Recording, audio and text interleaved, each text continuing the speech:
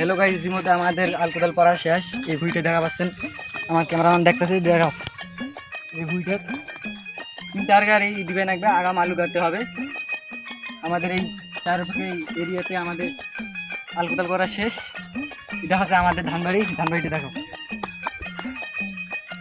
সমুদ্র এরিয়াতে ধানবাড়ি আমাদের ধানের ফলন ভালো আসছে, খুব সুন্দর। এবার আমরা নিশ্চিত এই জায়গায় আলু গাড়বো, আলু গাড়ি সফল হব। আপনারা দোয়া করবেন।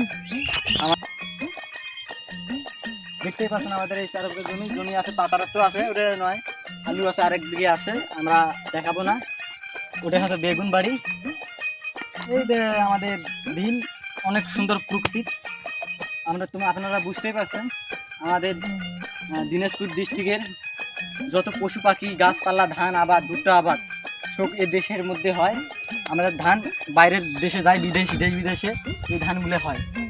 তার কারণ এই ধান খায়া আমরা বাঁচিয়েছি। ধন্যবাদ।